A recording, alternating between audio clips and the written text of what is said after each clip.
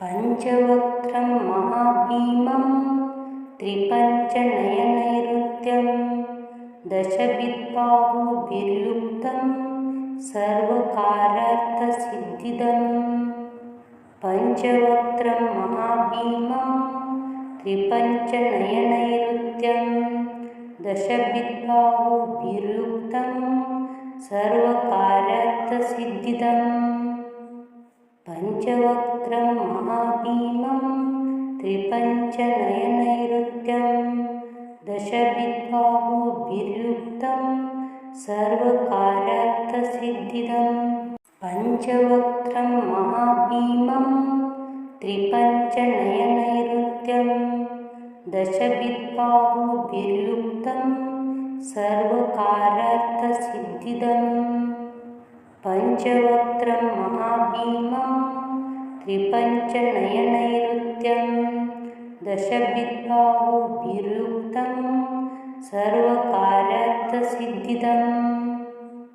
पञ्चवक्त्रं महाभीमं त्रिपञ्चनयनैरुत्यं दशविद्बाहुभिर्युक्तं सर्वकारार्थसिद्धिदम्।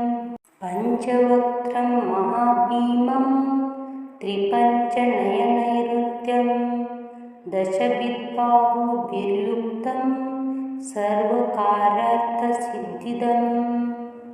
पञ्चवक्त्रं महाभीमं त्रिपञ्चनयनैरुत्यं दशविद्बाहुभिर्युक्तं सर्वकारार्थसिद्धिदम्। पञ्चवक्त्रं महाभीमं त्रिपञ्चनयनैरुत्यं दशविद्बाहुभिर्युक्तं सर्वकारार्थसिद्धिदम्। पञ्चवक्त्रं महाभीमं त्रिपञ्चनयनैरुत्यं दशविद्बाहुभिर्युक्तं सर्वकारार्थसिद्धिदम्। पञ्चवक्त्रं महाभीमं त्रिपञ्चनयनैरुत्यं दशविद्बाहुभिर्युक्तं सर्वकारार्थसिद्धिदम्। पञ्चवक्त्रं महाभीमं त्रिपञ्चनयनैरुत्यं दशविद्बाहुभिर्युक्तं सर्वकारार्थसिद्धिदम्। पञ्चवक्त्रं महाभीमं त्रिपञ्चनयनैरुत्यं दशविद्बाहुभिर्युक्तं सर्वकारार्थसिद्धिदम्। पञ्चवक्त्रं महाभीमं त्रिपञ्चनयनैरुत्यं दशविद्बाहुभिर्युक्तं सर्वकारार्थसिद्धिदम्। पञ्चवक्त्रं महाभीमं त्रिपञ्चनयनैरुत्यं दशविद्बाहुभिर्युक्तं सर्वकारार्थसिद्धिदम्। पञ्चवक्त्रं महाभीमं त्रिपञ्चनयनैरुत्यं दशविद्बाहुभिर्युक्तं सर्वकारार्थसिद्धिदम्। पञ्चवक्त्रं महाभीमं त्रिपञ्चनयनैरुत्यं दशविद्बाहुभिर्युक्तं सर्वकारार्थसिद्धिदम्। पञ्चवक्त्रं महाभीमं त्रिपञ्चनयनैरुत्यं दशविद्बाहुभिर्युक्तं सर्वकारार्थसिद्धिदम्। पञ्चवक्त्रं महाभीमं त्रिपञ्चनयनैरुत्यं दशविद्बाहुभिर्युक्तं सर्वकारार्थसिद्धिदम्। पञ्चवक्त्रं महाभीमं त्रिपञ्चनयनैरुत्यं दशविद्बाहुभिर्युक्तं सर्वकारार्थसिद्धिदम्। पञ्चवक्त्रं महाभीमं त्रिपञ्चनयनैरुत्यं दशविद्बाहुभिर्युक्तं सर्वकारार्थसिद्धिदम्।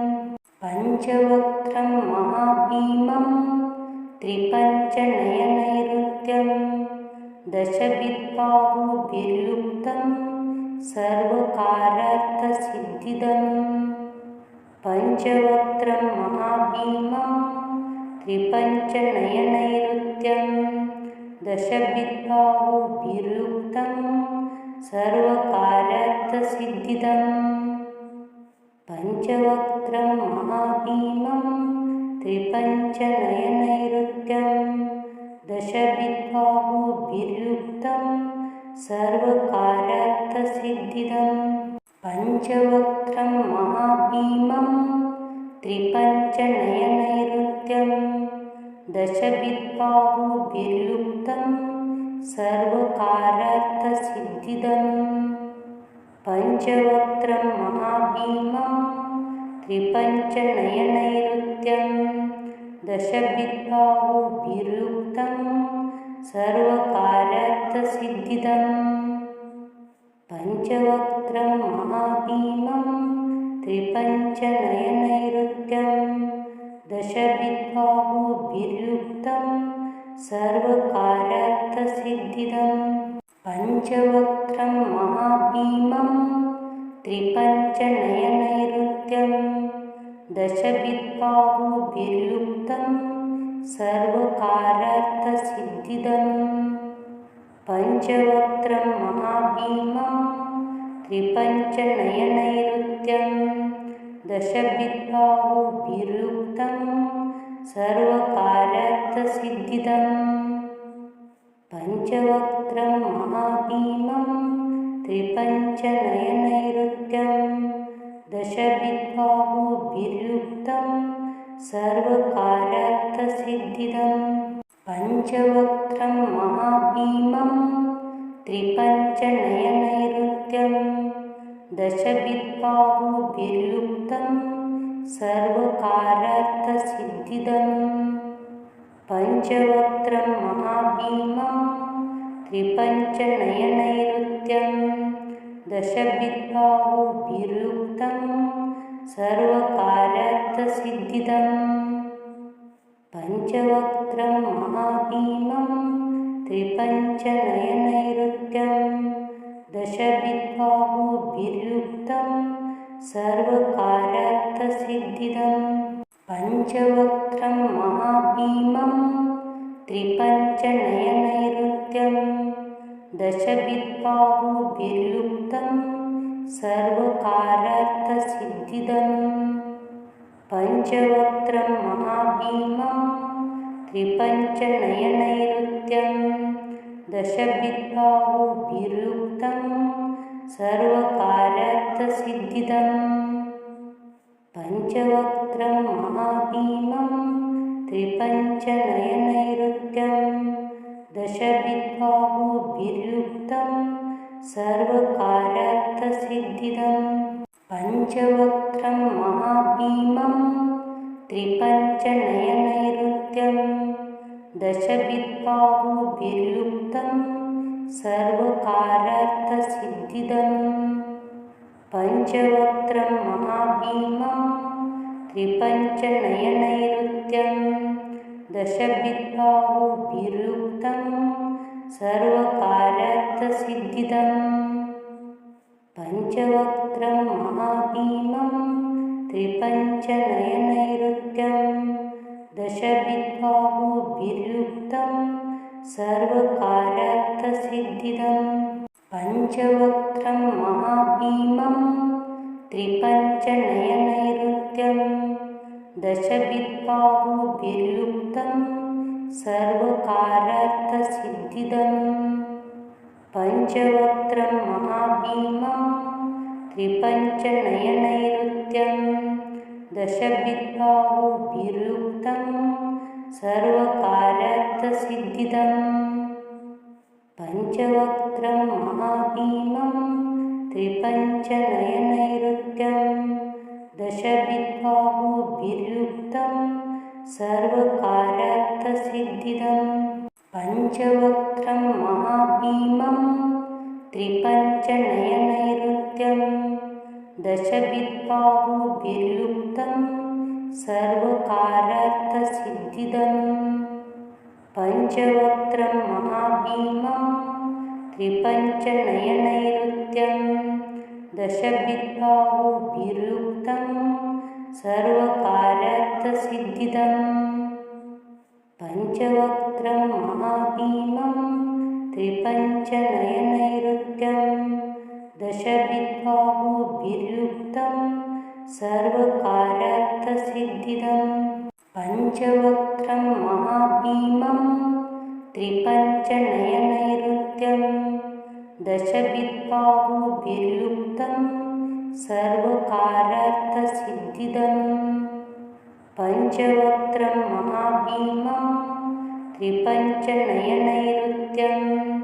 दशविद्बाहुभिर्युक्तं सर्वकार्यार्थसिद्धिदम् पञ्चवक्त्रं महाभीमं त्रिपञ्चनयनैरुत्यं दशविद्बाहुभिर्युक्तं सर्वकार्यार्थसिद्धिदम् पञ्चवक्त्रं महाभीमं त्रिपञ्चनयनैरुत्यं दशविद्बाहुभिर्युक्तं सर्वकार्यार्थसिद्धिदम् पञ्चवक्त्रं महाभीमं त्रिपञ्चनयनैरुत्यं दशविद्बाहुभिर्युक्तं सर्वकार्यार्थसिद्धिदम् पञ्चवक्त्रं महाभीमं त्रिपञ्चनयनैरुत्यं दशविद्बाहुभिर्युक्तं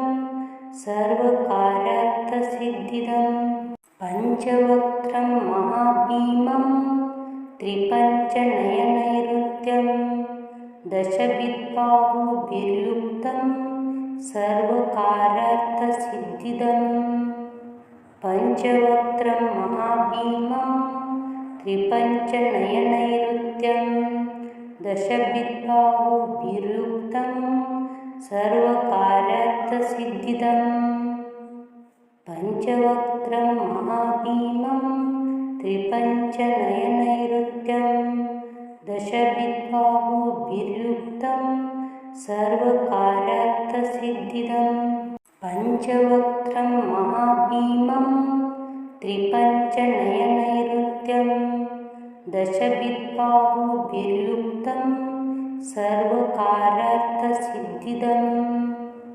पञ्चवक्त्रं महाभीमं त्रिपञ्चनयनैरुत्यं दशविद्बाहुभिर्युक्तं सर्वकार्यार्थसिद्धिदम् पञ्चवक्त्रं महाभीमं त्रिपञ्चनयनैरुत्यं दशविद्बाहुभिर्युक्तं सर्वकार्यार्थसिद्धिदम् पञ्चवक्त्रं महाभीमं त्रिपञ्चनयनैरुत्यं दशविद्बाहुभिर्युक्तं सर्वकार्यार्थसिद्धिदम् पञ्चवक्त्रं महाभीमं त्रिपञ्चनयनैरुत्यं दशविद्बाहुभिर्युक्तं सर्वकार्यार्थसिद्धिदम् पञ्चवक्त्रं महाभीमं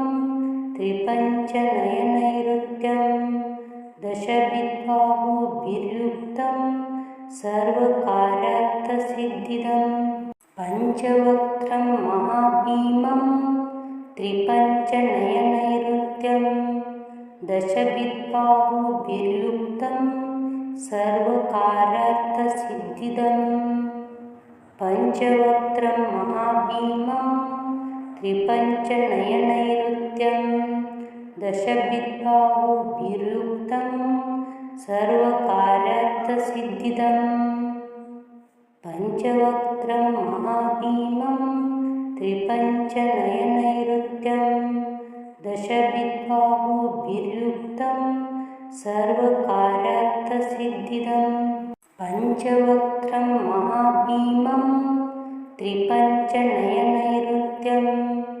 दशविद्बाहुभिर्युक्तं सर्वकार्यार्थसिद्धिदम् पञ्चवक्त्रं महाभीमं त्रिपञ्चनयनैरुत्यं दशविद्बाहुभिर्युक्तं सर्वकार्यार्थसिद्धिदम् पञ्चवक्त्रं महाभीमं त्रिपञ्चनयनैरुत्यं दशविद्बाहुभिर्युक्तं सर्वकार्यार्थसिद्धिदं पञ्चवक्त्रं महाभीमं त्रिपञ्चनयनैरुत्यं दशविद्बाहुभिर्युक्तं सर्वकार्यार्थसिद्धिदं पञ्चवक्त्रं महाभीमं त्रिपञ्चनयनैरुत्यं दशविद्बाहुभिर्युक्तं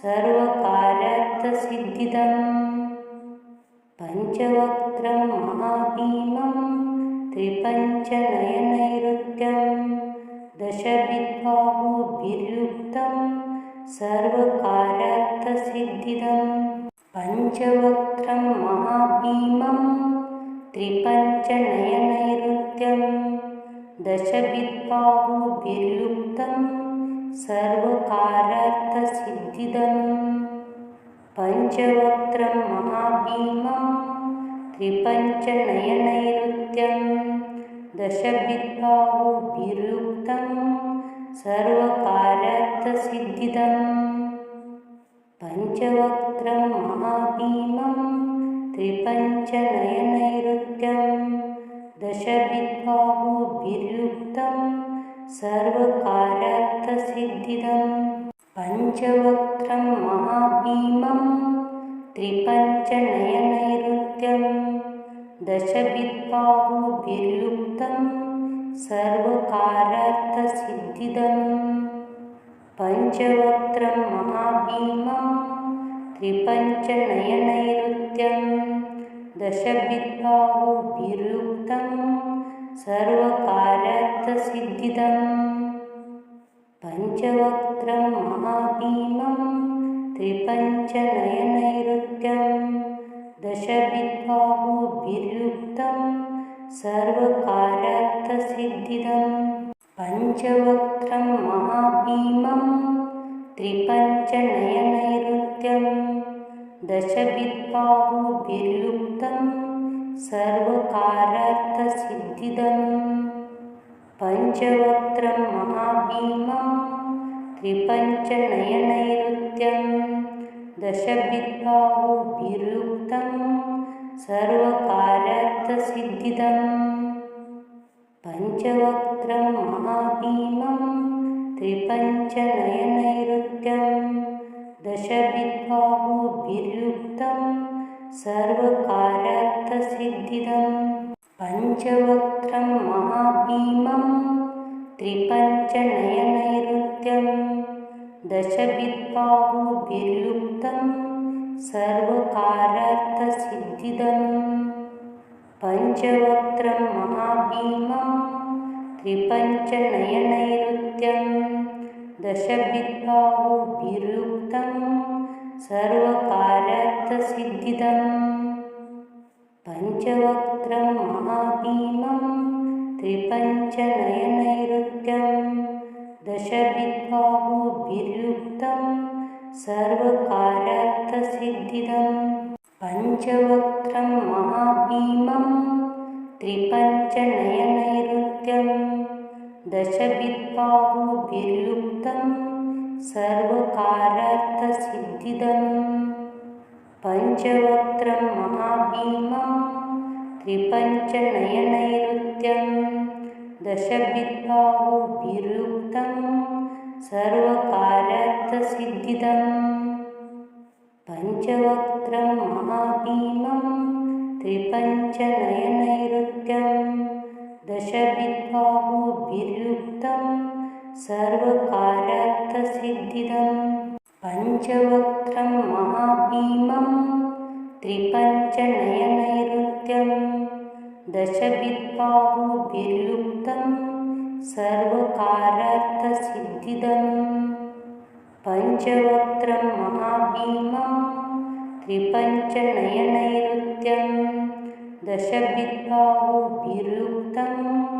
सर्वकार्यार्थसिद्धिदं पञ्चवक्त्रं महाभीमं त्रिपञ्चनयनैरुत्यं दशविद्बाहुभिर्युक्तं सर्वकार्यार्थसिद्धिदं पञ्चवक्त्रं महाभीमं त्रिपञ्चनयनैरुत्यं दशविद्बाहुभिर्युक्तं सर्वकारार्थसिद्धिदम् पञ्चवक्त्रं महाभीमं त्रिपञ्चनयनैरुत्यं दशविद्बाहुभिर्युक्तं सर्वकारार्थसिद्धिदम् पञ्चवक्त्रं महाभीमं त्रिपञ्चनयनैरुत्यं दशविद्बाहुभिर्युक्तं सर्वकारार्थसिद्धिदम् पञ्चवक्त्रं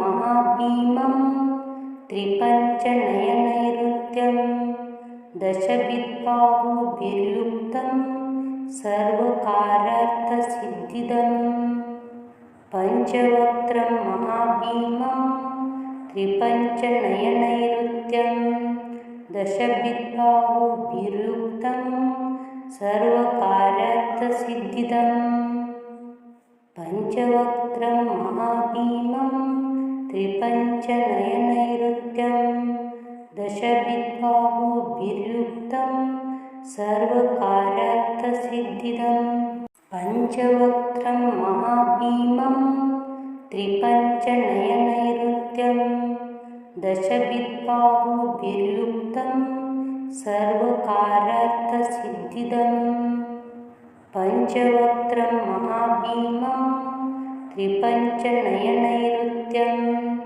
दशविद्बाहुभिर्युक्तं सर्वकारार्थसिद्धिदम् पञ्चवक्त्रं महाभीमं त्रिपञ्चनयनैरुत्यं दशविद्बाहुभिर्युक्तं सर्वकारार्थसिद्धिदम् पञ्चवक्त्रं महाभीमं त्रिपञ्चनयनैरुत्यं दशविद्बाहुभिर्युक्तं सर्वकारार्थसिद्धिदम् पञ्चवक्त्रं महाभीमं त्रिपञ्चनयनैरुत्यं दशविद्बाहुभिर्युक्तं सर्वकारार्थसिद्धिदम् पञ्चवक्त्रं महाभीमं त्रिपञ्चनयनैरुत्यं दशविद्बाहुभिर्युक्तं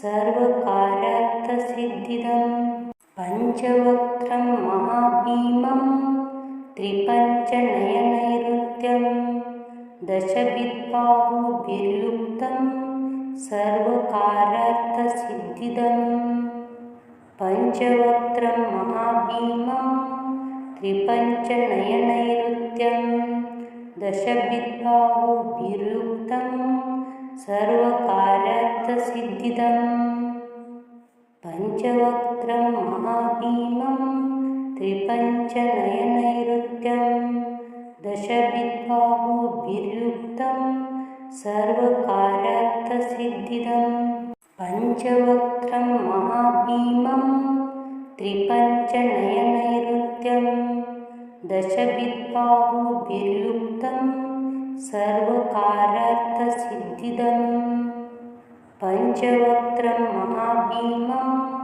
त्रिपञ्चनयनैरुत्यं दशविद्बाहुभिर्युक्तं सर्वकारार्थसिद्धिदम् पञ्चवक्त्रं महाभीमं त्रिपञ्चनयनैरुत्यं दशविद्बाहुभिर्युक्तं सर्वकारार्थसिद्धिदम्